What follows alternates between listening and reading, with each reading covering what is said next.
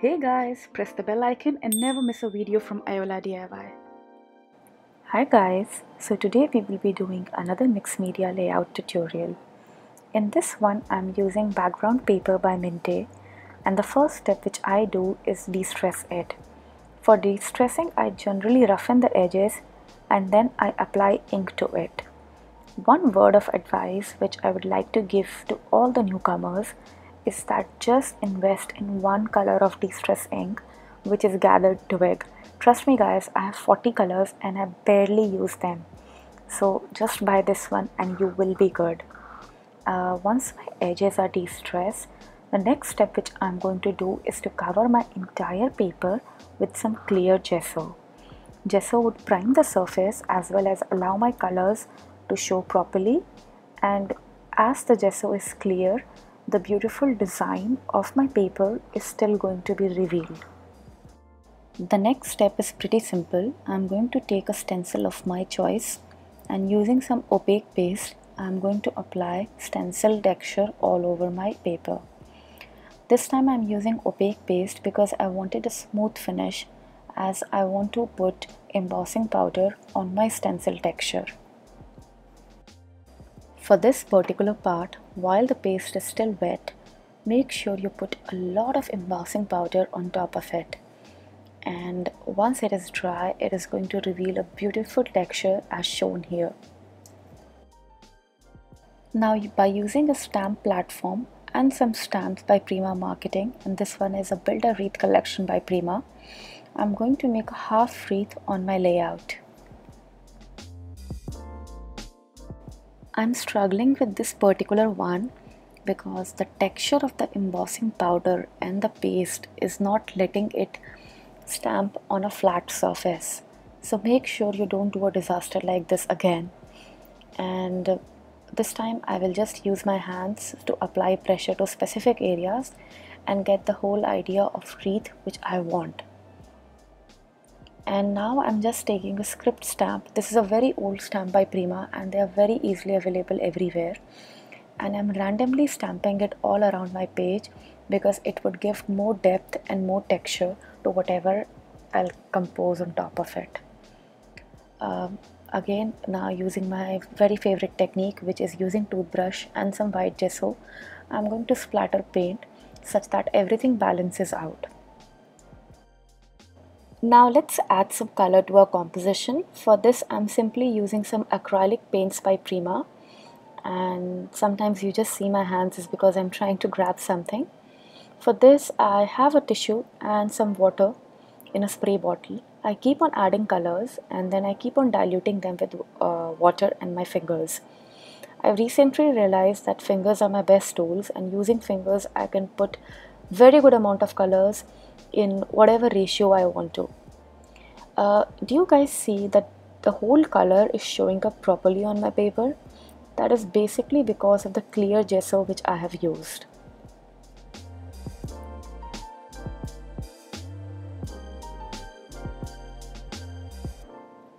Once I'm satisfied with my colors, I'm going to take some rust paste, and this one is in beautiful yellow color, and this actually helps me in brightening the entire layout. Remember guys, fingers are your best tool, and generally rust paste, if you use your fingers to apply them, they are perfect. Instead of using brush, you will have more control over the paint with fingers. Now before proceeding further, I'm going to take some white gesso and I'm going to splatter it all around, and the same thing I'm going to do with some black gesso. It is very important to attain a particular depth in mixed media to mix these two colors properly. And I've usually seen if you splatter it using a toothbrush, they usually blend very well. And I mean, if you compare it to a plain paper and a plain paper with basically a pattern paper with a pattern paper which has paint splatters all over it, you'll see the difference. Here you'll see that I am covering my molds with some mold pieces with some paint, and I love making these clay pieces using my molds. I'll try to list down each and everything below, and for the composition part I'm gonna raise the volume up before I tell you more about this layout. So in this particular layout, I'm using a picture of me and my mom, and this was like 6 years ago. I really miss her. It's been a while since I've met my parents. To be honest, it's basically more than 2 years, and I really miss them, and it really hurts that I can't go. So, the whole thing is like when I was 13, I was sent off to a boarding school. And summer vacations were fun because I used to come home and I used to enjoy them for a few days. But after that, I used to start missing my friends who were like of my same age group, because definitely there were more to talk. There was more to talk about and more things to learn from people from of my age group, rather than my parents, whom at that point I found super boring. So at 13, I was sent off to a boarding school, and by the time I matured, when I was in my early 20s, I was arranged, like my marriage was arranged with a guy here in US, my husband, my wonderful husband. And at 24, I moved to US. And after moving here, the feeling which I get most often is that marriage is like a boarding school from which I can never graduate. It's like a lifelong boarding school. You know, when I was a kid, I used to think, okay, this boarding school would end and there'll be a time when I'll be living with my parents, and then I won't have to make my bed. There'll be somebody who'll be helping me with it, and every day there'll be a food of my choice. And I never realized that at such early stage I would get married. I was very immature that time. I should have said no, like I should have waited more. But it is what it is.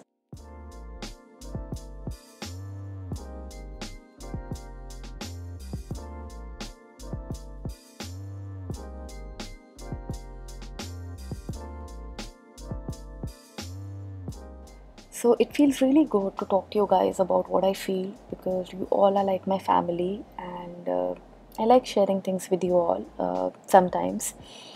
And so with my composition, it's fairly simple. I use a lot of flora.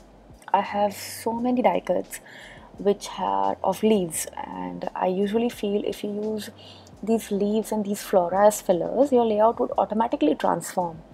I'm using this old flower which I don't use a lot, as a stand for my window, such that it stays open in a certain position. These are some really little common sense tricks which you can use, and you'll get beautiful results all the time. The die cuts which I'm using here are by Prima, from the vintage floral collection. It was CHA release, and I'll try to find the link and list it down below. Usually all the releases, they come and go pretty fast, so it's hard to hunt down the products, but I'll try my level best, I promise.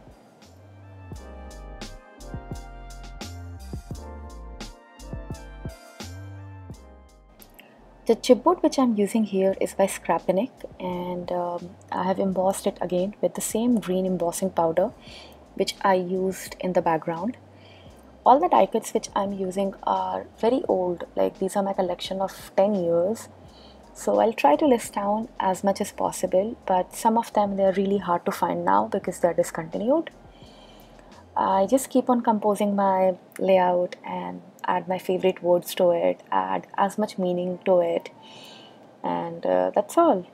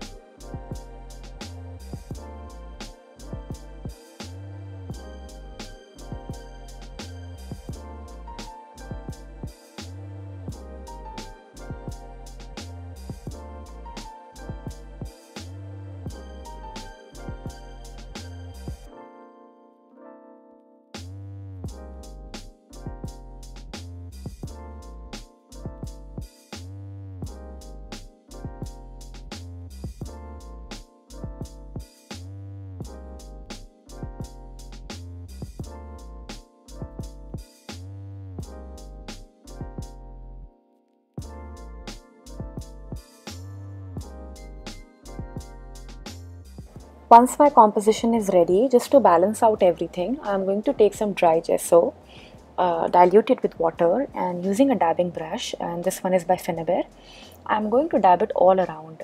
This is a very important step, guys. It is very important to blend everything together, and using a white gesso, diluted white gesso, is going to help you do that. Otherwise, everything is going to look very prominent, like each and every piece is going to stand out, and we don't want that. We want a very subtle look, right? And now I'm taking some soft matte gel and I'm applying it all over so that I can use my favorite ingredients, which are art stones. And this is a little tricky because I don't want to lose any one of my art stones. It's very hard to find them at my Michaels, and by sizes, the individual big bottles, they are impossible to find. Like the middle size is impossible to find nowadays. So I use them very sparsely and very carefully, such that I don't waste any of these little balls. And once my art stones are done, I'm going to take some glass glitter and do the same thing while my soft matte gel is still wet.